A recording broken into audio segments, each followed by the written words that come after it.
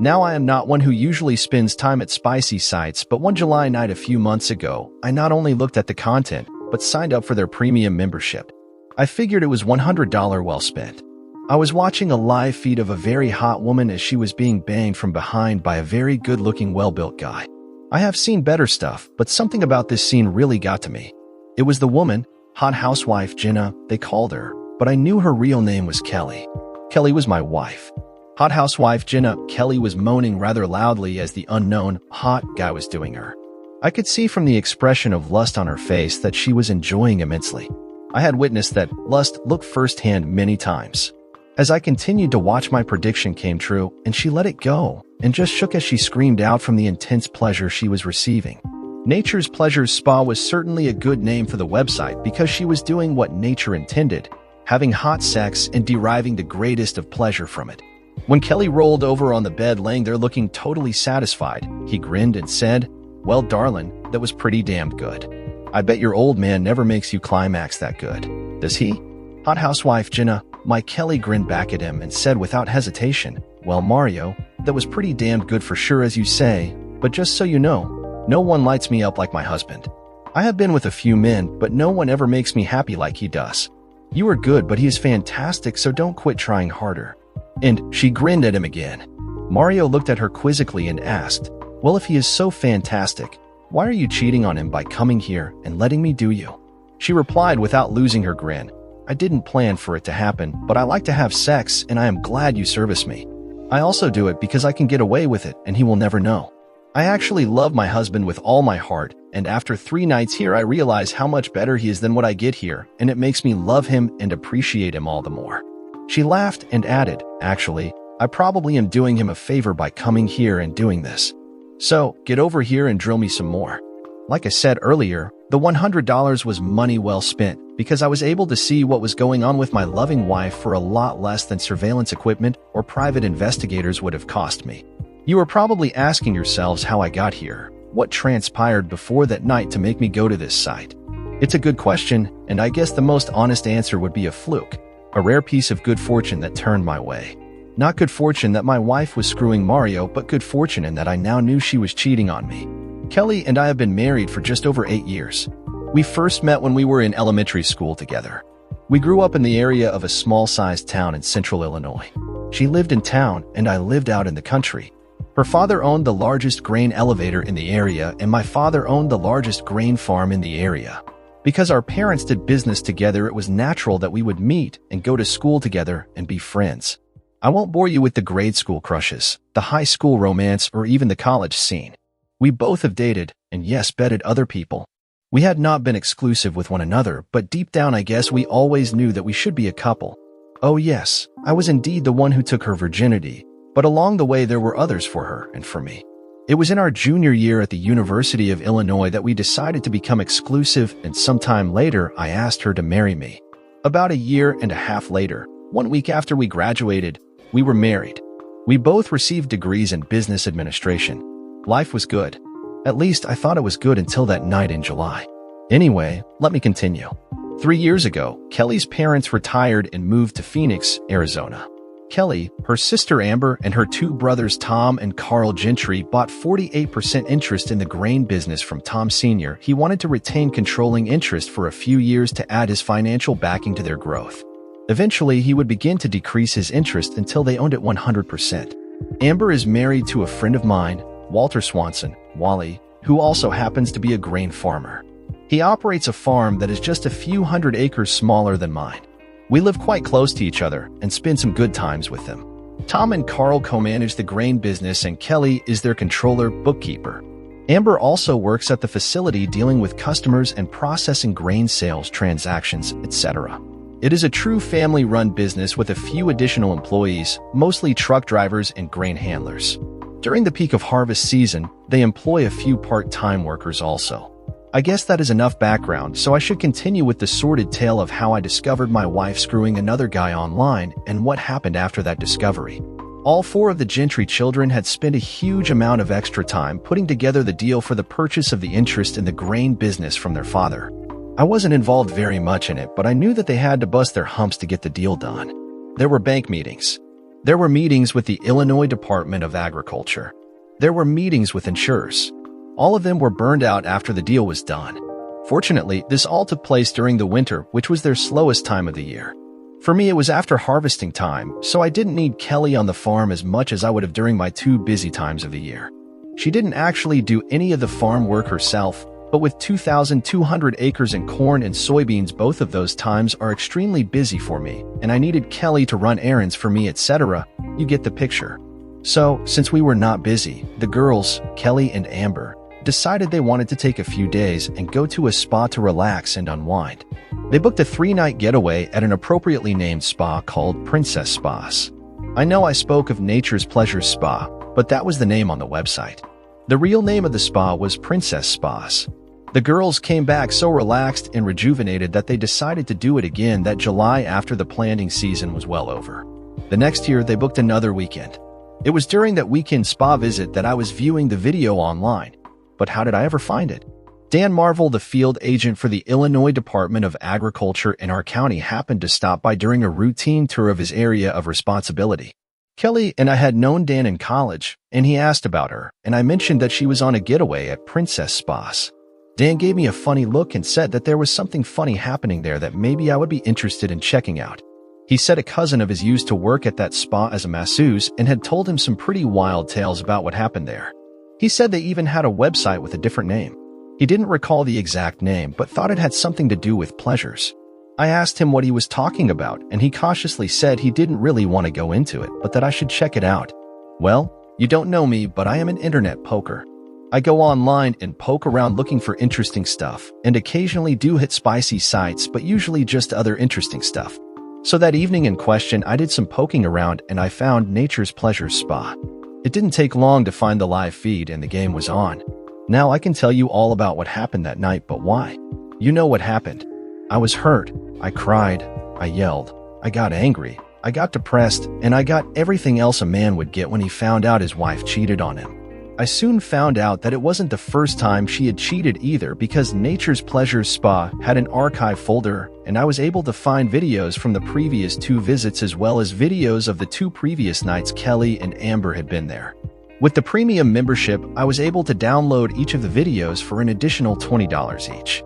I downloaded the 2 videos from their first visit, 3 from their second visit, and 3 from the current trip. I downloaded 8 videos in all at a cost of $160. So, for a grand total of $260, I had all the evidence I would ever need to divorce my wife. I just didn't have a plan yet how I was going to do it. But I knew it had to start right away. I wouldn't wait a month or 2 weeks or even 1 week to bring it about. As far as I was concerned, the quicker we parted company, the better. She had screwed another man a minimum of 8 times, and I had video proof. Actually, she had screwed at least 2 different men, Mario and Steve, on the videos I had downloaded. I didn't know, and I didn't even care if there had been more. 2 men and 8 times was more than enough. I made a few of copies of the videos onto DVDs and put them in a very safe place. When my father built the house, he had a wall safe installed with access through a hidden panel in the built-in bookcase in the office. Once the copies were safely hidden away, I deleted all references to Nature's Pleasures Spa on my computer and deleted all of the original files on my computer. Other than the DVD copies, there was no longer a trail to what I had as evidence. When all of that had been done, I got my cell phone and sent a text message to Kelly on her cell phone. "Kelly, this is Jack. I happen to know exactly what you were doing at Princess Spas, and I have evidence to back it up. Don't bother to come back to the house if you decide to come back here at all. This house is no longer your home, and soon I will no longer be your husband. We are finished. My lawyer will be in touch with you in the next few days. Arrangements can be made at that time for you to come and pick up your personal possessions." Apparently, Kelly had turned her cell phone off and never got my text message until the next morning because I never heard a thing from her that night. But early the next day, my phone started ringing. I could see by caller ID that it was Kelly, so I didn't pick up. Soon I heard her leaving me a voicemail. "Jack, what in the world are you talking about, honey? I have no idea what is going on there, but why on earth would you text me such awful stuff? Amber and I are packing up now, and I will be home in a couple of hours. I don't know what you were thinking I did, but you were wrong. I will see you when I get there, and then we can talk. I love you, Jack." A very short time later, my cell phone rang too, and again I didn't answer it, but let it go to voicemail. Again, it was the same message, almost to the exact words. I wondered if she had written down what she was going to say. When I didn't answer that call, it didn't take long for the text message to come too.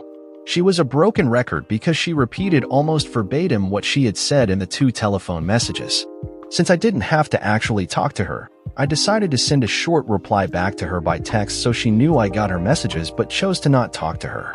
I simply texted her, "I wonder if Mario would have any idea about, what in the world are you talking about, honey?"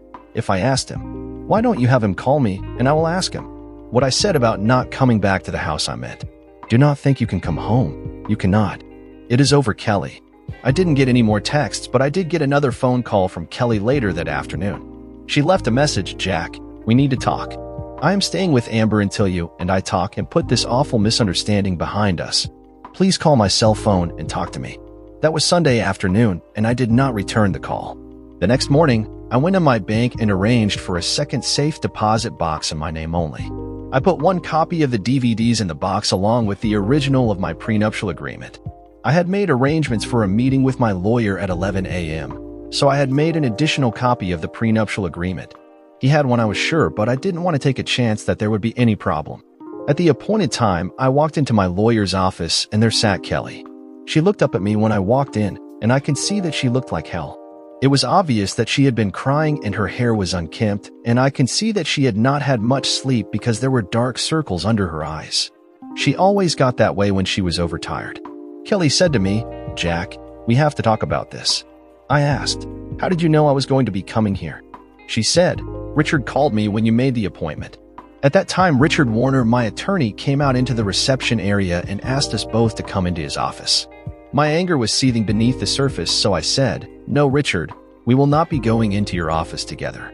You have broken my trust by calling Kelly, and I need a straight answer from you right this moment. Are you going to represent me? Only me. You know lawyers are supposed to be so damn smart, but this guy must have gotten shortchanged in the distribution of brains because he said, 'No, Jack, if this continues, I will be representing Kelly.' It turns out he thought that the grain business was a better client for him than my farm business was. It actually may have been because besides the grain business, he had all of the Gentry family members too. I had my opinion on that issue and felt that he would eventually realize the error of his thinking. Fine, Richard, please have all of my original documents in your possession and all copies of contracts and other paperwork of mine that you have available to me at 4 p.m. today. I will either stop in to pick them up or have a courier drop by to pick them up. I just want you to know that I have appreciated the work you have done for me in the past, but you are making a big mistake here, Richard. I will be seeking legal services elsewhere, and my new attorney will be contacting you as soon as possible." Kelly had stood quietly during this entire exchange, but now pleadingly asked, "Jack, why won't you talk to me now to clear this up?" "Because, Kelly, it is obvious that Richard values you greater as a client than he values me, and I will not be having this conversation with you without legal representation, and I wouldn't trust him." Richard piped up, "Jack, you know I have always been straight with you, so you have nothing at all to fear." "Oh, Richard, I have lots to fear.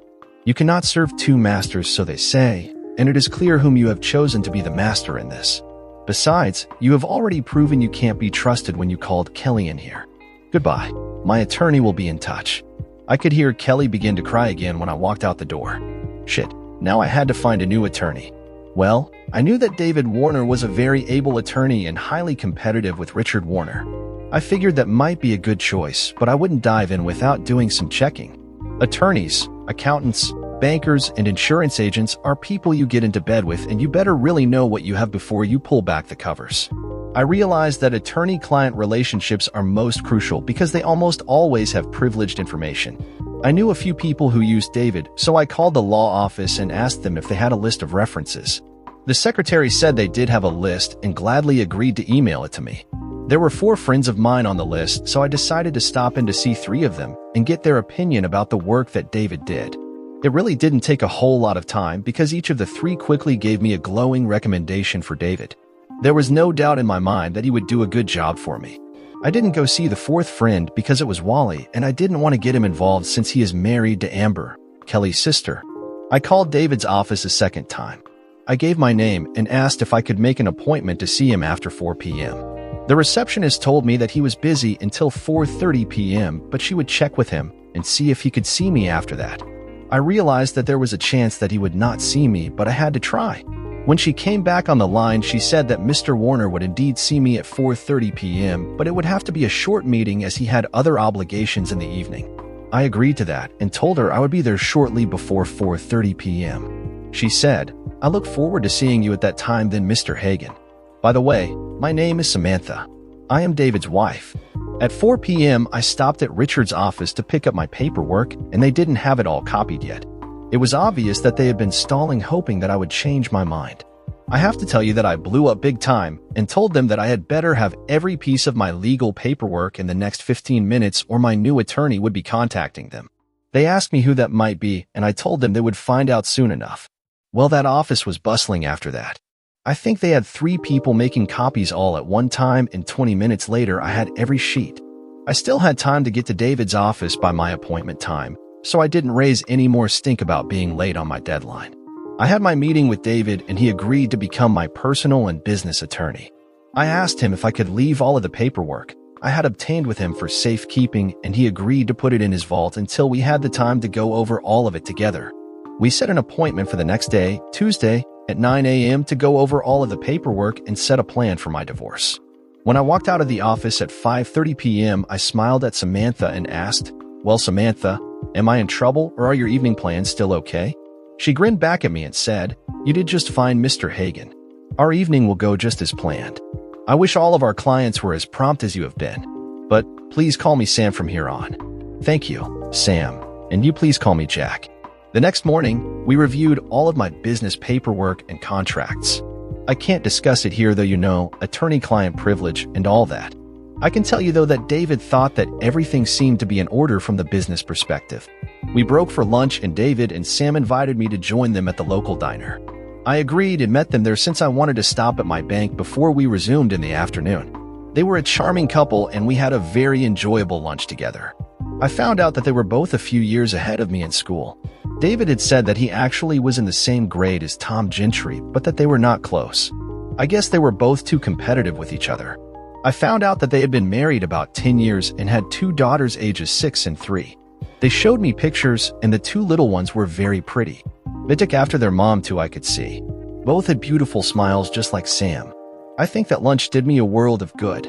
It made the relationship with my new attorney much easier to transition into. But the negative to the lunch was that I realized that my life partner wasn't there with me anymore. David and Sam were so awesome together and reminded me so much of how it had been with Kelly before I found out about her cheating. It just made me sad, and a couple of times I know my eyes messed it up. David didn't notice a thing, but I could see that Sam had noticed and got a concerned look on her face. After lunch, I stopped at the bank and made a few changes to protect my assets. I also picked up a $5,000 check payable to David Warner Law Offices. It would be a retainer for the work they would do for me in the near future. David hadn't asked for anything yet, but I knew he would appreciate the effort. I arrived back at the office at 1:30 p.m. to resume our meeting. Sam told me that David was on the phone, and she took me to the small conference room we had been meeting in. She asked me if I wanted any coffee or anything else, and I told her no, that I was fine. She sat down beside me in one of the chairs and reached out her hand to me. "David didn't tell me what's going on, Jack, but I can guess what this afternoon is going to be about based on your reactions at lunch. I see you are wearing a wedding ring, so I am guessing it has to do with your wife. If you will allow me, I am going to ask David to let me sit in here with you this afternoon while we deal with whatever you have to tell us."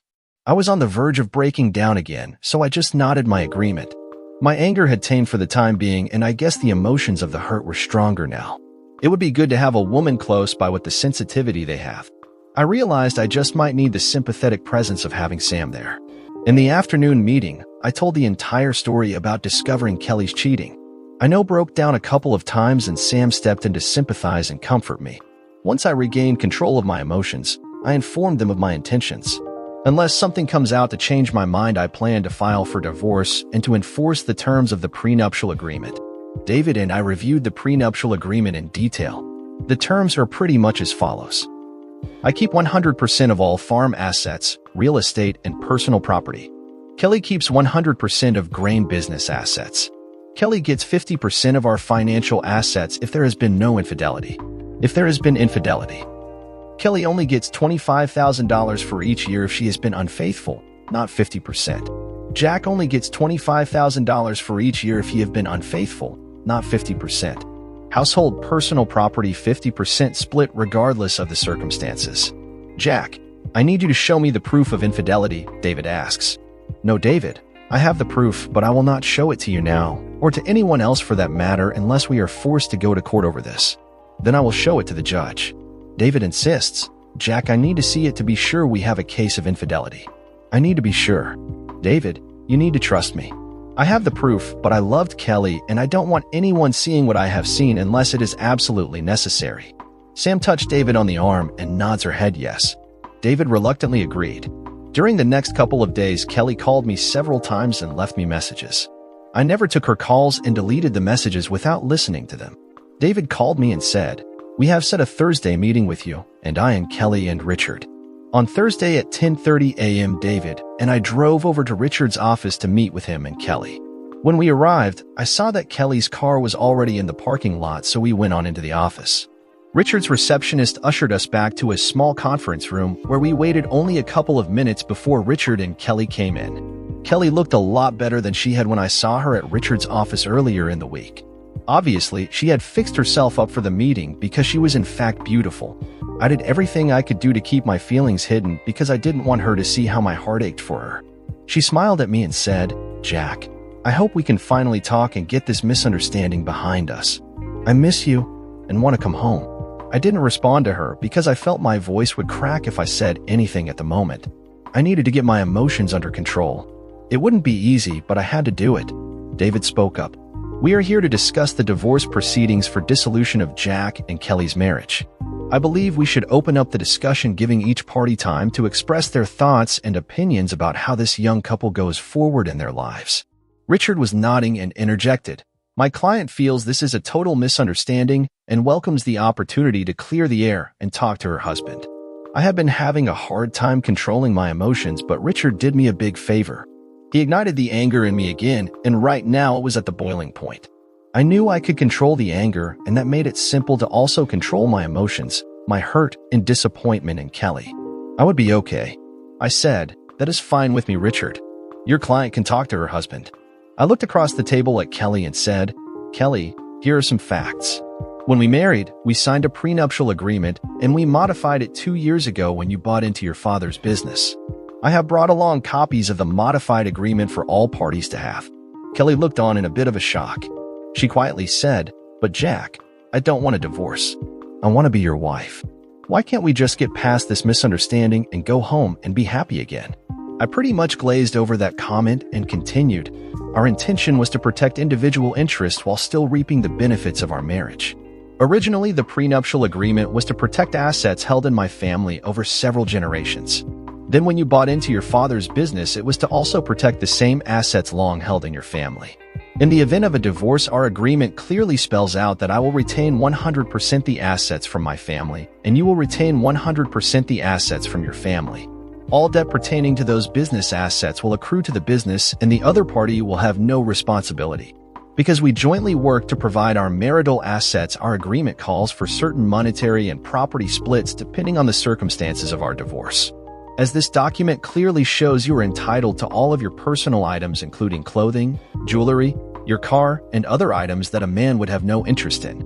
Likewise, I have the same entitlement on my side. All other non-farm personal property, such as furniture, artwork, electronics, etc., is to be split 50/50ths.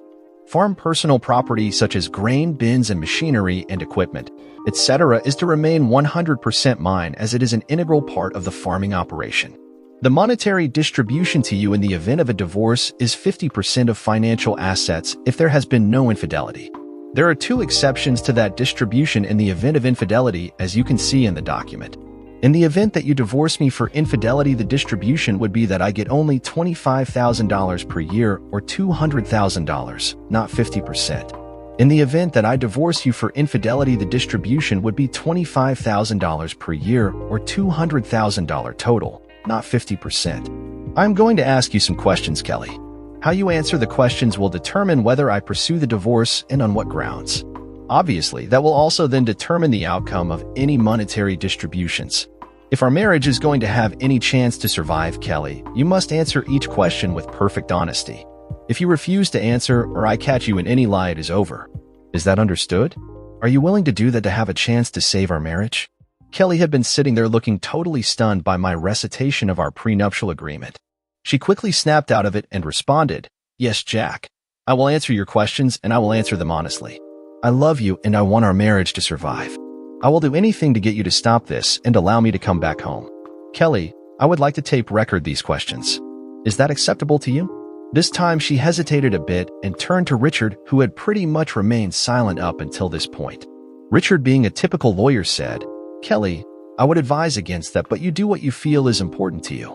With that, my lawyer, David, piped up, "Well, Kelly, I agree with Richard and would advise you or my client to not tape this, but it is Jack that has to be convinced here, not Richard or I. So do what you feel is right." Kelly said, "I will do anything to get past this misunderstanding, so yes, go ahead and tape this. I am okay with taping any conversation between Jack and me." David and I had brought along a tape recorder, so we put it on the table where all voices would be picked up by the microphones. Kelly asked, "Jack, what are your questions?" "Kelly, I want to ask you if you have been faithful to me, but I want to ask it in 3 different time periods. The first time period is from the day we pledged to be exclusive with one another up until the day we were engaged. Were you faithful to me during that time period?" Kelly smiled and said, "Yes, Jack. I was faithful to you during that time period." She thought she was winning points now, but her smile was quickly turned to shock when I said, "Well, that is line number 1. You couldn't even answer the very first question honestly. I should get up and walk out right now, but I won't yet. Are you telling me you didn't have sex with Larry Evandale 2 days after we pledged exclusivity? Is that what you were telling me?" Larry was that kind of guy, Kelly. He had to brag, and he in fact bragged to me that you invited him over to your house on a Tuesday night when your parents were going to be gone, and he screwed you silly on your own bed. "Oh, and Kelly, he told me he didn't use a condom either.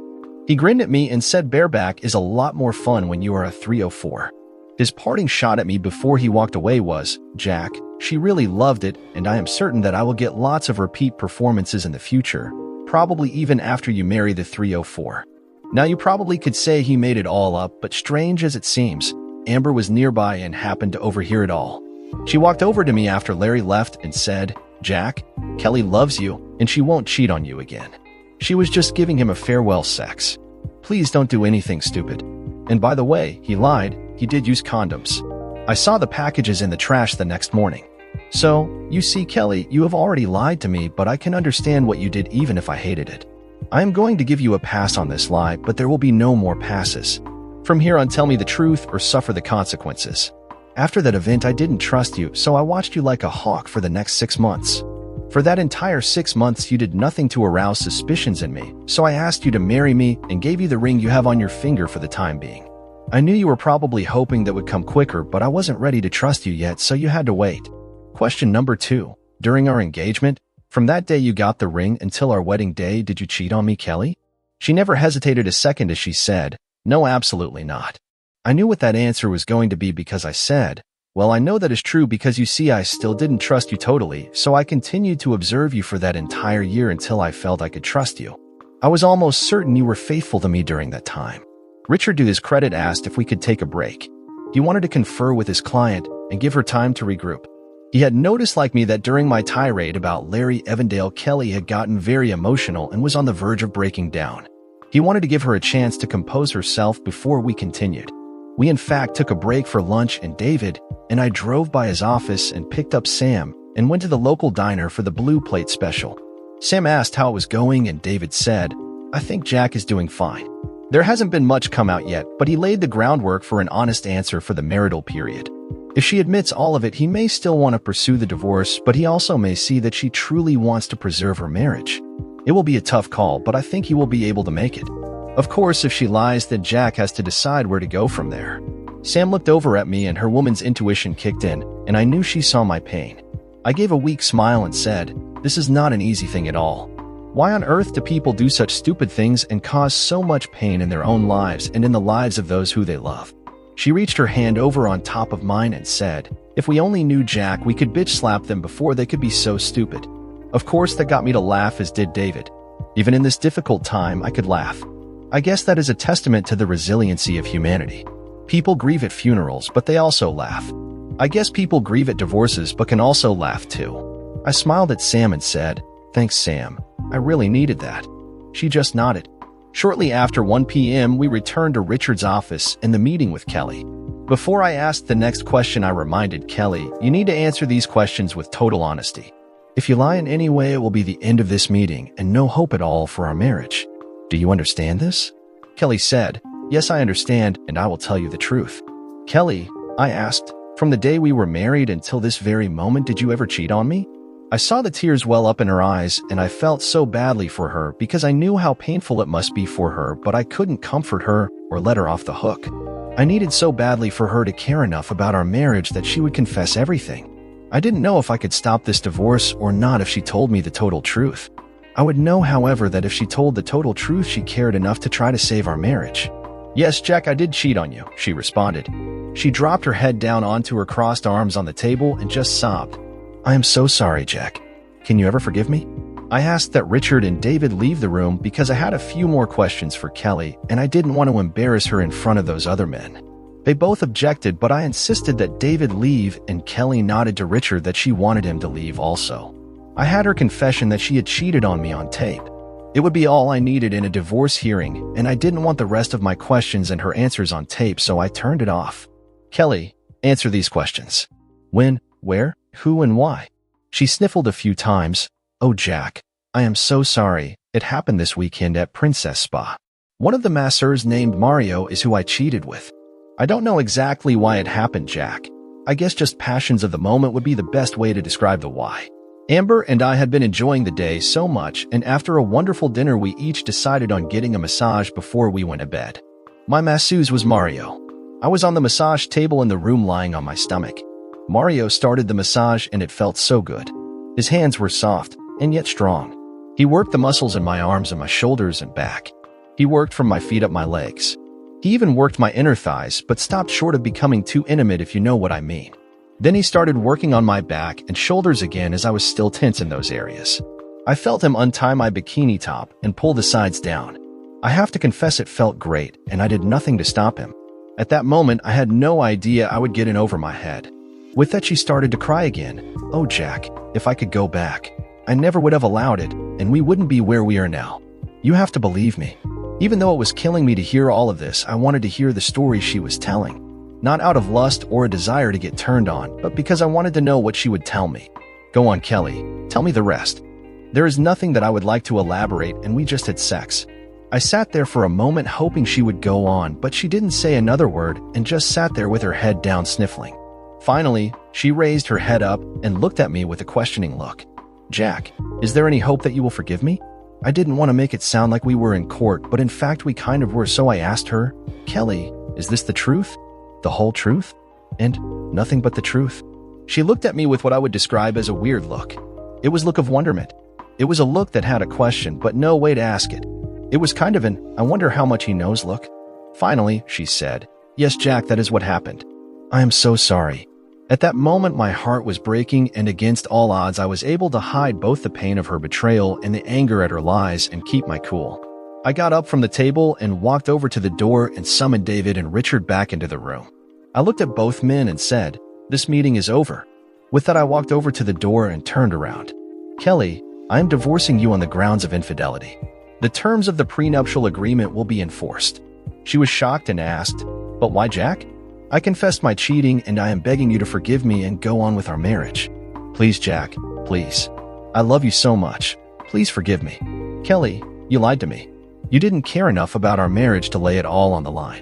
If you had, I am not sure I could still have stayed married to you, but you never even gave it a chance. You had it all in your own hands and lied. I know you cheated more than the one time with Mario, and I have the proof. I warned you that you had to tell the truth, and you don't care enough about me and our marriage to have done that. It is over." I turned back around, opened the door, and started to walk through. She screamed, "Wait, Jack. I will tell you everything you want to know. Please don't leave me." I spun around once again and glared at her with all the hurt and anger I could muster and spat out, "You were warned. You had your chance and thought you could get away with only one episode, so you lied. You had your chance, Kelly." And I screamed back at her, "IT is over." David hurried after me and finally caught up with me as I was getting into my car. He grabbed my arm and asked me, "Do you really want to file on the charge of infidelity?" "Yes, I do." She had her chance. Somehow, I must have misjudged her all these years. I wanted her to care enough to confess everything, but she couldn't even be honest with me now. Go ahead and file. I drove out to our house, my house now, and grabbed a beer out of the refrigerator. Actually, I grabbed two and went into my office and sat at my desk and practically chugged down the first one. Then I drank the second one more slowly as I sat and reflected on all that had happened. I had multiple copies of the video downloads squirreled away in safe places, but I didn't think I would even have to make that public because I had her confession. My head snapped up when I realized that I had walked out of the office without the tape. I called David quickly and said, "This is Jack. Did you pick up the tape recording of Kelly's confession before you came running after me?" "Oh shit," I heard him say. "No, Jack, I didn't. I rushed out after you to catch you, and I completely forgot about the tape." "I am so sorry, Jack. I was so careful in everything I planned, and then because I was hurt and angry all at the same time, I had screwed everything up by charging out of there without my tape. Damn. Well, David, why don't you give Richard a call and see if you can run over there and pick it up?" But my guess is that their answer will be something like this. "We thought you had everything you needed when you left, so we just erased everything. Sorry. I will be shocked if you are actually able to get it. But don't worry even if you don't get it because I have plenty of evidence to file for infidelity anyway." "Okay, man. I am sorry. I know you didn't want to use the video downloads, and now you might have to if she fights the infidelity charge. Don't worry about it, David. Everything will work out." After I hung up with David, I went to the refrigerator and got another beer. Damn, how could I be so stupid? I wasn't lit up, but I was feeling no pain as I sat and watched the evening news before going off to bed. I thought I heard a vehicle come onto the yard, so I slowly pulled myself up and out of my chair and went to the back door. I walked out onto the porch and saw a dark form moments before the lights went out. Something hit me on the back of the head and all I saw was blazing light, and then I drifted off into total darkness. Beep, beep, beep is what I heard. It didn't take me long to realize that the beeping was close beside me. I opened my eyes and tried to turn slightly to my right to see what it was when the excruciating pain hit me full force. I thought my chest was going to explode, and the pain shot straight up into my head, creating flashes of blue and silver stars. What the hell? I thought. I heard a slight rustling nearby and felt a surge of something in my body, and I was out again. The next time I heard the beeping, I opened my eyes and looked around as best as I could without moving. I had learned my lesson from the first time. I saw a nurse sitting in the chair beside me. I tried to turn again slowly this time, but I couldn't turn. "Hi, Jack. I am Susan, and I am your nurse. Please don't try to move, okay? Everything is going to be okay, and I will explain everything to you, but please lay still. Do you understand me?" I think something was jammed down my throat, but I was able to nod my head a little, so I nodded that yes, I understood. "Jack, I need to go tell the doctor that you have regained consciousness, and then we will be right back in here, okay?" Again, I nodded that I understood. It was finally dawning on me that I must be hurt and in the hospital, but I couldn't recall anything about how it had happened. I guess that someone would eventually tell me, so I just lay there with my eyes closed until I heard them approaching me again. "Mr. Hagen, Jack, I am Dr. Julius. You have had several serious injuries as a result of a beating during the robbery of your home. Now that you have come around, I am very certain that you will be okay, but you had to be restrained so you wouldn't re-injure yourself by excessive movements. I am sure you felt the extreme pain when you tried to move yesterday, am I right?" I had no reason to smile, but I know a slight smile came to my face as I once again nodded my affirmative to the pain. "Yes, we should have been a bit more proactive on the restraints so you didn't have to go through that pain." "I am sorry. I think we can take off the restraints now, Nurse Johnson. But Mr. Hagen, do not try to do anything on your own yet, okay?" I nodded and also pointed to the tube down my throat. "Yes, we can also remove the ventilator now. Nurse Johnson will do it." The restraints were removed and the tube was removed as well. My throat was killing me and I couldn't speak. I was given a sip of water, and after a short time I could talk, but my voice was really crackly and it hurt a lot, so I just whispered, "Will someone tell me what happened to me, please?" Dr. Julius said, "Jack, it is 7 a.m. and you have just regained consciousness and gotten off the ventilator. Your throat is going to hurt for a few hours at least, and we just want you to rest for now.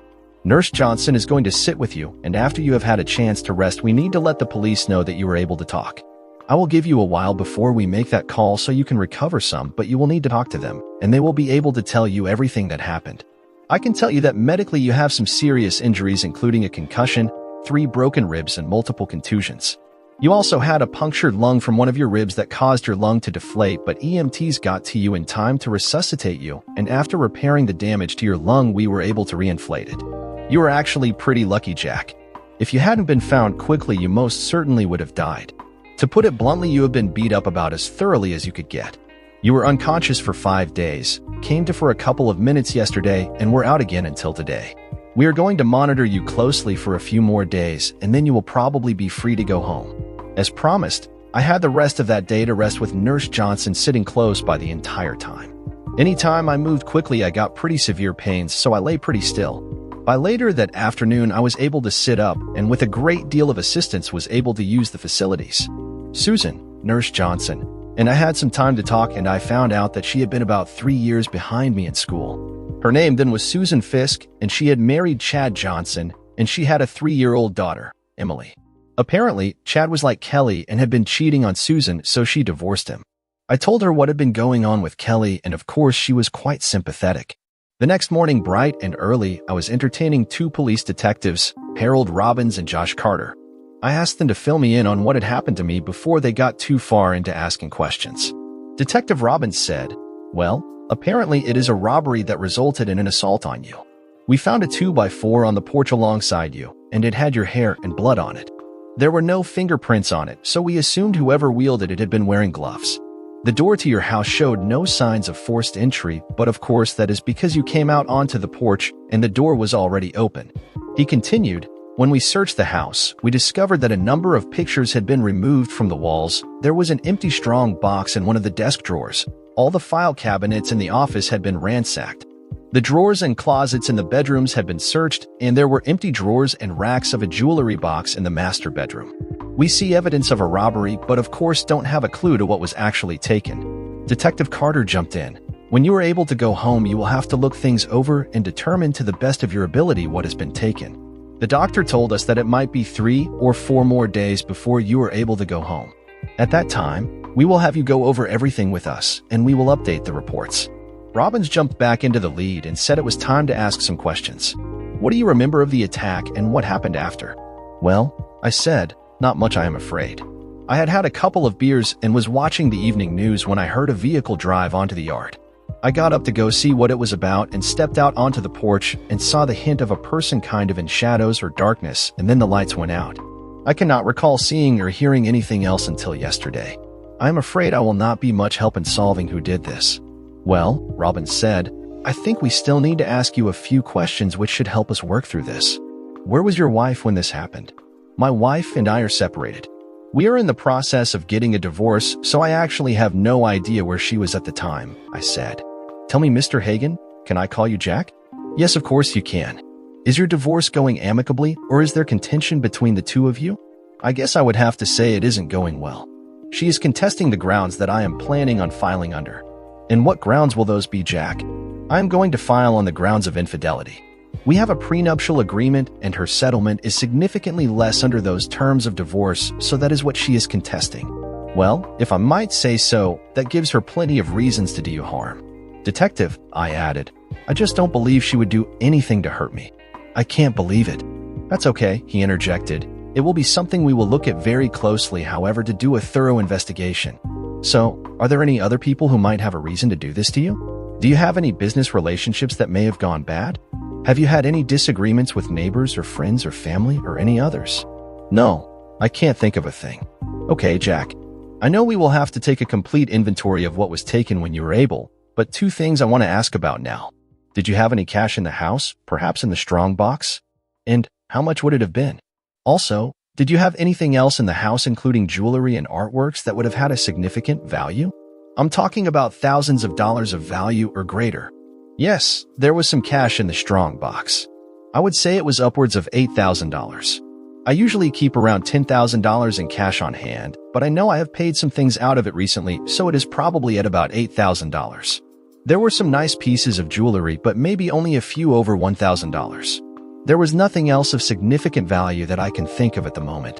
I didn't tell them about the hidden safe behind the bookcase yet because firstly, the detective never mentioned it, and secondly, I was pretty certain that no one would have found it, and I wanted to keep that a secret if at all possible."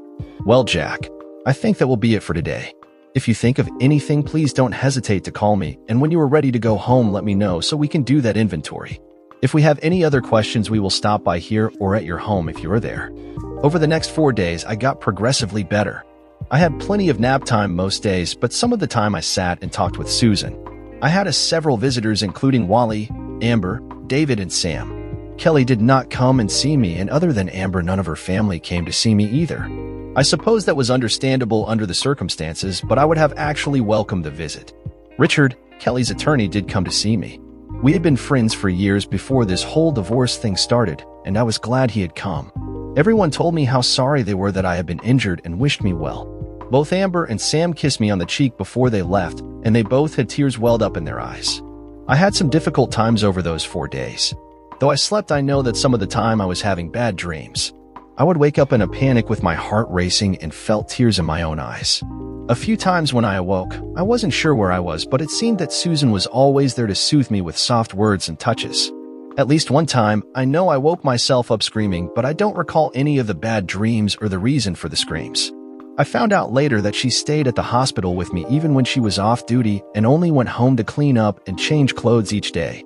She told me it was because of the events of my marriage that were especially close to her heart, and she wanted to be there for me. I really appreciated that too. Dr. Julia stopped to see me and let me know I was going to be discharged. I was happy for that and immediately started to get ready to leave. Susan helped me get ready and actually wheeled me down to the lobby and out the door where Wally and Amber were waiting to take me home. She wished me good luck and gave me a big hug. I know she really cared about me and I was thankful for her, but my life was in a turmoil including my marriage and my health, so I didn't pursue any further relationship with her. I told her I would like to call her sometime in the future, and that was it. When I walked into my house, I could see the mess that was still there. Wally and Amber offered to help me straighten up, but I told them that I would rather leave it like it was for the time being until I had looked everything over. I promised them that I would call them to come help me when I was ready. They reluctantly agreed and left me alone. The first thing I did was walk into the office and check on the safe behind the bookcase. Everything was in there, including quite a bit more cash, certificates of deposit, and some stocks and bonds. It was obvious that no one had found the safe or those things would have been taken too. The DVD of Kelly's Infidelity was safely there as well. I looked through the rest of the office, and other than the cash, my laptop computer, and a few numbered prints of Wildlife by Terry Redland, nothing appeared to be gone. I did notice that bank statements and credit card statements appeared to be laid out on the desk, so I am sure someone must have looked through them. I called both and alerted them that my account numbers might have been compromised and to be on the lookout for unusual activity. After a couple of weeks, the investigation into the robbery and beating was moving slowly because the police really had no evidence that would connect to anyone. Detectives Robbins and Carter updated me often on the status of their work, but so far no additional leads had come up. They did mention that because there were no high-value items taken, it was a dead end trying to trace things through fences like they do in some crimes. On their last call, they both pretty much indicated that it would be put on the back burner unless some meaningful evidence came to light. In the initial stages of the investigation, they had asked some serious questions about Kelly and me. I had been open and upfront with them in most instances. One thing I felt pretty strongly about was that Kelly wouldn't have hurt me, and why take things that she would have gotten in the divorce anyway? I guess the detectives agreed with that reasoning too, because nothing came of it. I had established new bank accounts and had new checks printed because I felt my old accounts had been compromised somewhat. Fortunately, there was no activity that I couldn't explain, but I still felt safer in establishing the new ones. I had purchased a new laptop computer and had reorganized everything in the office.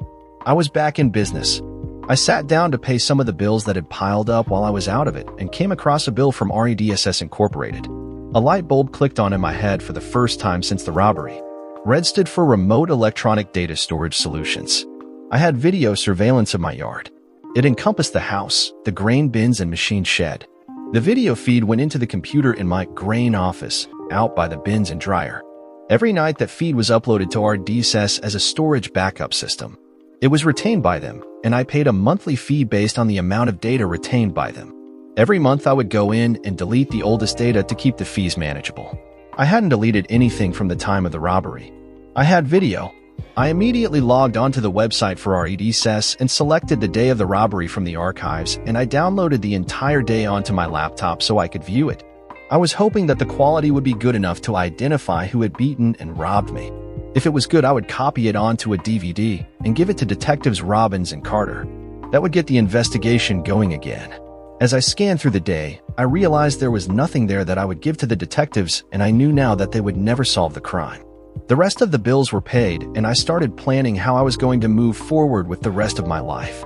I decided to make contact with an old friend of mine from college days who worked for Cargill, one of the largest grain merchandisers in the U.S. Through him, I arranged to meet with the powers to be in their acquisition department. It is amazing what people connections will do to make things happen. After about 2 weeks, I had worked through my plans with Cargill, and I took a little side trip to Las Vegas. I ended up flying to Phoenix because I had some business there, and then drove up to Vegas to do a little gambling. After 2 days, I flew back home and put all of my plans into action. I called David and had him call Gentry Grain to set up a meeting for me with Kelly and her brothers Tom and Carl and her sister Amber. I told him that he should mention that with the impending divorce, the grain reserves required by the state would no longer be sufficient because they wouldn't be able to include my grain stored there. I had David tell them that I wanted to sit down and discuss the situation with them and come to some resolution. I think David shocked them because they readily agreed to meet with me. I guess they hadn't given any thought to what would happen if my grain was no longer in the equation. I walked into the office and greeted them all. Hello, Tom, Carl, Amber, Kelly. I guess you understood one of the reasons I felt we should sit down and resolve some issues. Tom started to say something, but I held up my hand and said, I think I called this meeting, and I suggest you all just sit here and listen to what I have to say before you make any comments. I honestly think it will be in everyone's best interest if you do that. First, I would like to put this divorce to bed, if you will. Sorry about the dig, Kelly. I put the last draft of the divorce down on the table in front of Kelly and told her, sign these, please. She said, Jack, I don't want a divorce. Whatever you think I did was not worth throwing away all the good years we had, and I wish you could forgive me and work through our problems. I certainly don't want to do this here in front of my brothers and sister. Kelly, we are going to finish this now. There is no tomorrow for our marriage, and the sooner you sign these papers, the quicker we can both get on with our lives. She got all red in the face and blurted out, well, if you must divorce me, I still plan on fighting the infidelity issue. That is the least you can do for me. I knew she would play that card, but I was of course ready for it. If you chose to fight me on the infidelity issue, Kelly, I will have no recourse but to put this DVD into evidence before the court, and I threw a copy of the DVD onto the table with the divorce papers. In case you are wondering what it is a video of all 8. Yes, I said 8 times you cheated on me at the spa. Amber's face turned brilliant red, and she shot daggers at Kelly. You didn't? Kelly, how could you do that? You told me you did the same thing I did when approached and shut them down. How could you do that to Jack? Yes, Amber, she did do that. She screwed Mario that first night when Steven approached you. Then she screwed Steven the next night. And on your second visit, she screwed Mario all 3 nights, and on this recent visit, she screwed him 3 times. So yes, 8 videos of you screwing Mario, and Steve ought to get my infidelity issue squared away quite well. Sign the damn divorce papers right now, Kelly, or I go to court with this. I am done messing around with you. I could see that Tom and Carl were also in shock, and Amber was quietly crying while Kelly signed the divorce papers. I left her 1 copy and put the rest in my briefcase. Kelly had a numb look on her face, and there were unshed tears in her eyes, for what I couldn't be sure, but it didn't matter. I could see that she was shocked that I had the evidence to prove multiple incidents of infidelity, but she wasn't done being shocked yet. Now, let's move on to the other issue before us, the grain issue. I can tell you are all in shock by what I just told you, so I am going to make this quick, but unfortunately worse. The bad news is that with this divorce, you will no longer have the value of my stored grain included with your reserves and will be in violation of your grain license and your loan covenants. The good news is that I went to your father and presented my case to him, and he agreed to sell me his 52% interest in the business.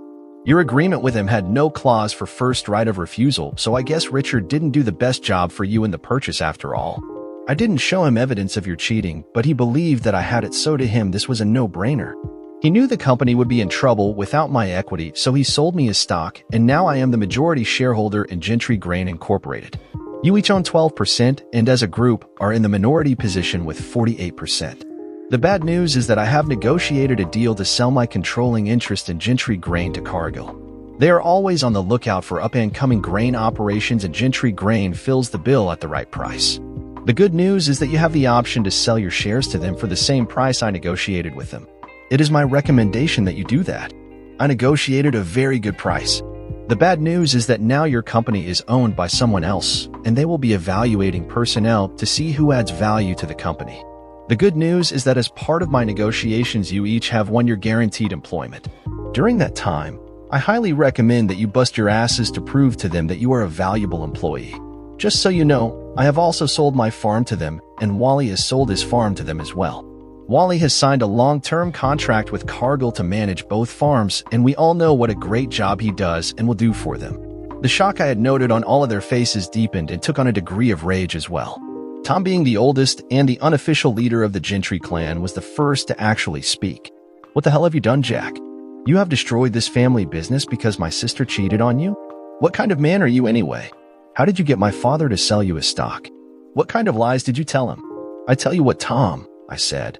"First, your father sold me his stock to keep you out of jail, to keep Carl out of jail, and to keep Kelly out of jail. You ask what kind of man I am, but you should be asking yourself what kind of man you are, what kind of man your brother is, and what kind of woman your sister is." I tossed the second DVD out onto the middle of the table. I think this video will give you all the answers you need as to why this is all happening. It clearly shows your pickup on my yard the night I was beaten. It clearly shows you and Carl beating me. It clearly shows you coming out of my house with my belongings. Consider yourselves lucky that I chose this route of revenge instead of turning this over to Detectives Robbins and Carter. Kelly finally spoke up. "Jack, how can you do this to me? Kelly, you are another case altogether. With you, I feel like I wasted my whole life. Your father always treated my dad well enough, but always kind of like a second-class, dumb farm boy. Tom and Carl treated me very much the same way, always thinking you were too good for the likes of me. You were my best friend, but you also considered yourself better than me in many ways. I could always tell. You were a deceitful lover. You promised to be exclusive with me and immediately slept with Larry Evandale. You were a cheating wife, disrespecting me and our marriage by screwing those men. When you watch that video, remember that I saw every second and I heard every word. And worst of all, Kelly, you are a lousy best friend. You know, I almost died in the attack. One of my broken ribs punctured a lung and it deflated. If the paramedics hadn't gotten to me when they did, I would have died. Interestingly enough, Tom and Carl broke my ribs, but it was the 3 or 4 kicks from your booted foot that drove the broken rib into my lung.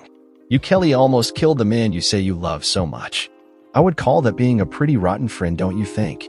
Kelly had fainted. Amber and Carl rushed to her to catch her before she fell out of her chair. Then Amber went and got a cold cloth to help revive her. When she was conscious again, I took my final shot. "So, you now know your father sold me his stock to keep all 3 of you out of jail. He isn't very proud of his children, you know, except you, Amber, and I am sure you will hear plenty about that in the future. Like I said before, I believe I have wasted most of my life on you, Kelly, but I won't be wasting any more of my future. Have a great life." With that, I walked out the door with all deals done. I was free to move on, and I would. Kelly and I got divorced, and I now held the majority stake in the company. A few months after the divorce, all the siblings were arrested for the assault on me. Apparently, someone had sent the assault video to the cops. Kelly's father was upset with me and came to confront me at my office. He entered the office screaming, but unfortunately he had a stroke just before I could come out. Karma has strange ways, I guess. Dear listeners, please share your thoughts in the comments section below, and don't forget to like, share, and subscribe.